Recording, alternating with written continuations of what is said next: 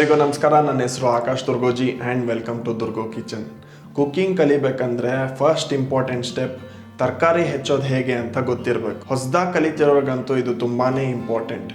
ಅದಕ್ಕೆ ನಾವಿವತ್ತು ಈರುಳ್ಳಿಯಿಂದ ಸ್ಟಾರ್ಟ್ ಮಾಡೋಣ. ಈರುಳ್ಳಿನ ನಾವು 7 ರೀತಿ ಕಟ್ ಮಾಡ್ಬೋದು.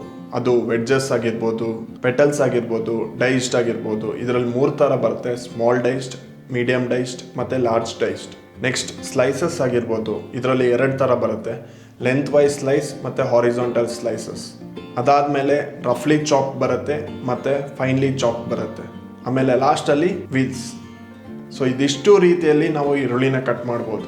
ಇದೆಲ್ಲದು ಅಡುಗೆಗೆ ಯೂಸ್ ಆಗುತ್ತೆ. ನಾವು ಯಾವ ರೀತಿ ಕಟ್ ಮಾಡಬೇಕು ಅನ್ನೋದು ಅದು ಡಿಶ್ ಮೇಲೆ ಡಿಪೆಂಡ್ ಆಗಿರುತ್ತೆ. ಒಂದೊಂದು ಥರ ಟೇಸ್ಟ್. ಯಾಕಂದರೆ ಈರುಳ್ಳಿಯಲ್ಲಿ ಸೆಲ್ಸ್ ಎಷ್ಟು ಡ್ಯಾಮೇಜ್ ಮಾಡ್ತೀವೋ ಅಷ್ಟು ನಮಗೆ ಸ್ಟ್ರಾಂಗ್ ಫ್ಲೇವರ್ ಕೊಡ್ತಾ ಹೋಗುತ್ತೆ. For example, length wise cut ಮಾಡಿದರೆ ನಮಗೆ ಮೈಲ್ಡ್ ಫ್ಲೇವರ್ ಸಿಗುತ್ತೆ, ಯಾಕಂದರೆ ನಾವು ಜಾಸ್ತಿ ಸೆಲ್ಸ್ ರಪ್ಚರ್ ಮಾಡಿ ಇರೋಲ್ಲ. ಅದೇ ಏನಾದರೂ ನಾವು ಫೈನ್ಲಿ ಚಾಪ್ ಮಾಡಿದರೆ ನಮಗೆ ಸ್ಟ್ರಾಂಗ್ ಫ್ಲೇವರ್ ಸಿಗುತ್ತೆ, ಯಾಕಂದರೆ ಸೆಲ್ಸ್ ತುಂಬಾ ಡ್ಯಾಮೇಜ್ ಆಗಿರುತ್ತೆ. ಸೊ ತಡ ಮಾಡೋದು ಬೇಡ, ಕ್ವಿಕ್ಕಾಗಿ ಸೆಟಪ್ ರೆಡಿ ಮಾಡ್ಕೊಂಬಿಡೋಣ. ಮೊದಲಿಗೆ ಈ ಕಟಿಂಗ್ ಬೋರ್ಡ್ನ ಈ ಥರ ರೆಡಿ ಮಾಡಿ ಇಟ್ಕೊಂಬಿಡೋಣ. ಕಟಿಂಗ್ ಬೋರ್ಡ್ ಸ್ವಲ್ಪ ಲೈಟಾಗಿ ಶೇಕ್ ಮಾಡಿ ನೋಡಿ. ಏನಾದರೂ ಮೂವ್ ಆಗ್ತಿತ್ತು ಅಂದರೆ ನಮ್ಮ ಕಟಿಂಗ್ ಬೋರ್ಡ್ ಸ್ಟೇಬಲ್ ಇಲ್ಲ. ಇದರಿಂದ ನಮ್ಮ ಬೆರಳು ಕೂಡ ಸೇಫ್ ಇರಲ್ಲ, ಹಾಗೆ ಪ್ರಿಸೈಸಾಗಿ ಕಟ್ ಮಾಡೋಕ್ಕೂ ಆಗಲ್ಲ.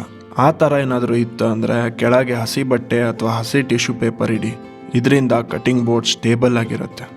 ನೆಕ್ಸ್ಟ್, ನೈಫ್ ಹೇಗೆ ಯೂಸ್ ಮಾಡೋದು ನೋಡೋಣ. ಈ ನೈಫ್ನ ಗ್ರಿಪ್ಪರ್ಗೆ ಈ ಥರ ಕೊನೆ 3 ಬೆರಳು ಗಟ್ಟಿಯಾಗಿ ಹಿಡ್ಕೋಬೇಕು. ಆಮೇಲೆ ಈ ಮೊದಲೇ ಬೆರಳು ಈ ಥರ ಬೆಂಡ್ ಮಾಡಿ ಹಿಡ್ಕೋಬೇಕು. ಕೆಲವೊಬ್ಬರು ನೈಫ್ ಮೇಲೆ ಈ ಥರ ಒತ್ತಿ ಹಿಡಿದು ಕಟ್ ಮಾಡ್ತಿರ್ತಾರೆ, ಅದರಲ್ಲಿ ನಾನು ಒಬ್ಬ. ಈ ಥರ ಹಿಡ್ಕೊಳೋದ್ರಿಂದ ಮೊದಲೇ ಬೆರಳು ಸ್ವಲ್ಪ ಹೊತ್ತಾದ್ಮೇಲೆ ನೋವಾಗಕ್ಕೆ ಸ್ಟಾರ್ಟ್ ಆಗುತ್ತೆ. ಆಮೇಲೆ ಹೆಬ್ಬೆರಳನ್ನ ಈ ಥರ ಗಟ್ಟಿಯಾಗಿ ಒತ್ತಿಡ್ಕೊಂಡು ಕಟ್ ಮಾಡಬೇಕು. ಈಗ ಕಟ್ ಮಾಡೋದ್ರಲ್ಲೂ 2 ಥರ ಕಟ್ ಮಾಡ್ಬೋದು. ಮೊದಲನೇದು, ಚಾಕು ಈ ಥರ ಇನ್ಸಿಷನ್ ಮಾಡಿ ಮುಂದೆ ತಳ್ಳೋದು.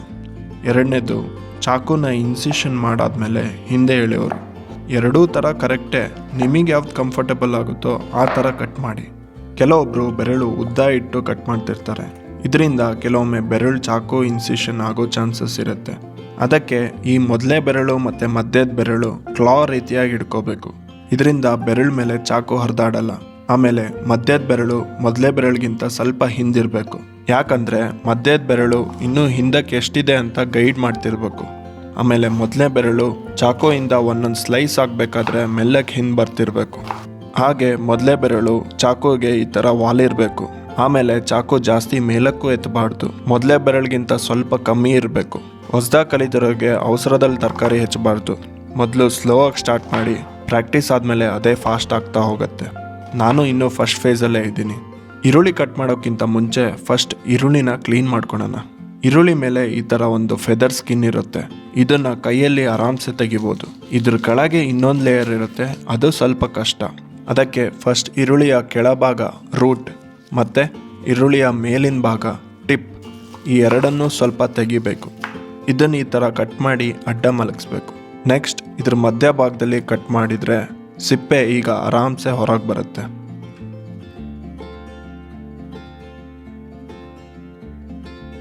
ಈಗ ಕಟ್ ಮಾಡ್ಕೊಂಡಿದ್ದ ಈರುಳ್ಳಿನ ಒಂದು ನೀರಿನ ಬೌಲಲ್ಲೇ ಹಾಕಬೇಕು. ಇದರಿಂದ 2 ಉಪಯೋಗ. ಕೆಲವೊಮ್ಮೆ ಈರುಳ್ಳಿ ಮೇಲೆ ಈ ಥರ ಬ್ಲ್ಯಾಕ್ ಕಲರ್ ಇರುತ್ತೆ, ಇದು ಫಂಗಸ್. ಸೊ ಇದನ್ನು ಕ್ಲೀನಾಗಿ ವಾಶ್ ಮಾಡಬೇಕು, ಇಲ್ಲ ಅಂದರೆ ನಮ್ಮ ಇಂಟೆಸ್ಟೈನ್ ಅಥವಾ ಲಿವರ್ ಡ್ಯಾಮೇಜ್ ಆಗೋ ಚಾನ್ಸಸ್ ಇರುತ್ತೆ. ಸೆಕೆಂಡ್ ರೀಸನ್, ಈರುಳ್ಳಿಯಲ್ಲಿ ಸಲ್ಫರ್ ಕಾಂಪೌಂಡ್ ಇರುತ್ತೆ. ಇದು ನಮ್ಮ ರುಚಿಗೆ ಮತ್ತು ಕಣ್ಣೀರಿಗೆ ರೆಸ್ಪಾನ್ಸಿಬಲ್. ಸೊ ನೀರಲ್ಲಿ ನೆನೆಸೋದ್ರಿಂದ ನಮ್ಮ ಕಣ್ಣೀರು ಬರೋ ಎಫೆಕ್ಟ್ ಕಮ್ಮಿ ಆಗುತ್ತೆ. ಇದನ್ನು ಒಂದು 5-10 ನಿಮಿಷ ಇಟ್ಟರೆ ಸಾಕು. ನೆಕ್ಸ್ಟ್, 7 ರೀತಿಯಲ್ಲಿ ಹೇಗೆ ಕಟ್ ಮಾಡೋದು ನೋಡೋಣಂತೆ. ಮೆಥಡ್ 1, ತುಂಡುಗಳು ಅಥವಾ ವೆಡ್ಜಸ್ ಅಂತೀವಿ. One of the easiest method ಇದು. ಬೌಲಿಂದ ಒಂದು ಪೀಸ್ ಈರುಳ್ಳಿ ತೊಗೊಂಡು ಈ ಥರ ಇಟ್ಕೋಬೇಕು. ನೆಕ್ಸ್ಟ್, ಇದ್ರ ಮಧ್ಯೆ ಸ್ಲೈಸ್ ಮಾಡಿ, ಮತ್ತೆ ಈ ಸ್ಲೈಸ್ ಆಗಿದ್ದ ಭಾಗದಲ್ಲಿ ಅರ್ಧ ಭಾಗ ಮಾಡಬೇಕು. ನಾವು ಹೇಗೆ ಆ್ಯಪಲ್ಸ್ನ ಕಟ್ ಮಾಡ್ತೀವಲ್ಲ ಅದೇ ಥರ. ಇದನ್ನು ನಾವು ಈರುಳ್ಳಿ ತುಂಡುಗಳು ಅಥವಾ ವೆಡ್ಜಸ್ ಅಂತೀವಿ. ಇದನ್ನು ನಾವು ಸಾಂಬಾರ್, ವೆಜಿಟೇಬಲ್ ಕರೀಸ್ ಅಲ್ಲಿ ಯೂಸ್ ಮಾಡ್ತೀವಿ. ಮೆಥಡ್ 2, ದಳ ಅಥವಾ ಪೆಟಲ್ಸ್. ಈಗ ಒಂದು ಈರುಳ್ಳಿ ಪೀಸ್ ತೊಗೊಂಡು ಮಧ್ಯಭಾಗದಲ್ಲಿ ಈ ಥರ ಕಟ್ ಮಾಡಿದರೆ ಆಯಿತು.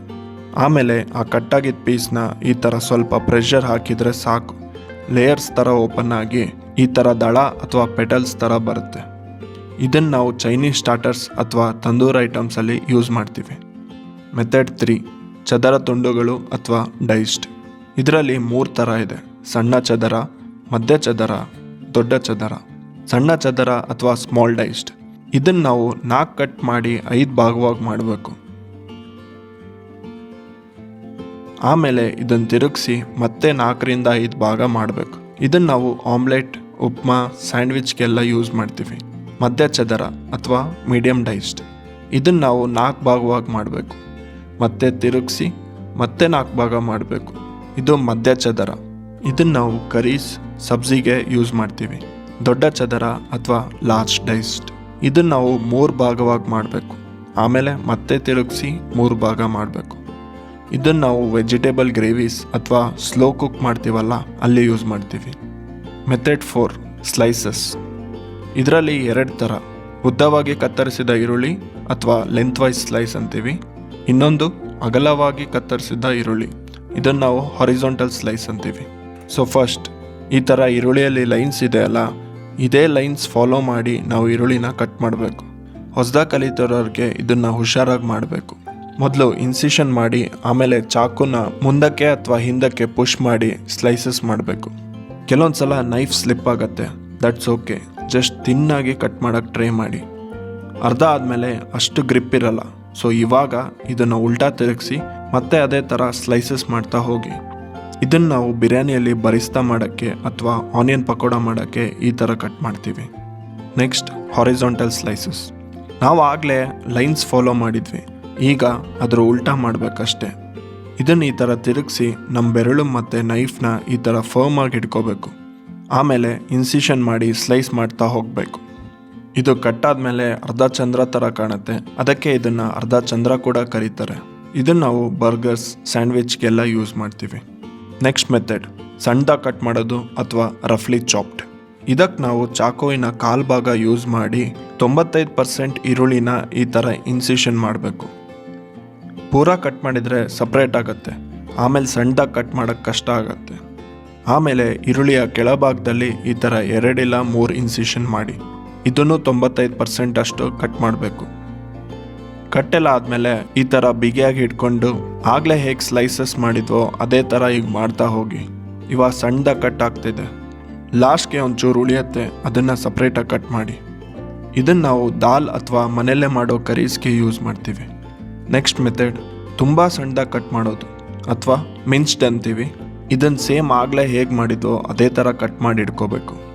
ಈಗ ಈ ಚಾಕುನ ಯೂಸ್ ಮಾಡಿ ಸೀಸಾ ಮೋಷನಲ್ಲಿ ಕಟ್ ಮಾಡ್ತಾ ಇರಬೇಕು. ಅಂದರೆ ಒಂದು ಎಂಡ್ ನೈಫ್ ಮೇಲೆ ಪ್ರೆಷರ್ ಹಾಕಿ ಇನ್ನೊಂದು ಎಂಡ್ ಟಾಪಲ್ಲಿ ಬರುತ್ತೆ, ಆ ಎಂಡಲ್ಲಿ ಮತ್ತೆ ಪ್ರೆಷರ್ ಹಾಕಬೇಕು, ಆವಾಗ ಈ ಕಡೆ ಎಂಡ್ ಎದ್ದೇಳುತ್ತೆ. ಸೊ ಅದೇ ಥರ ಸೀಸಾ ಮೋಷನಲ್ಲಿ ಕಟ್ ಮಾಡ್ತಾ ಹೋಗಬೇಕು.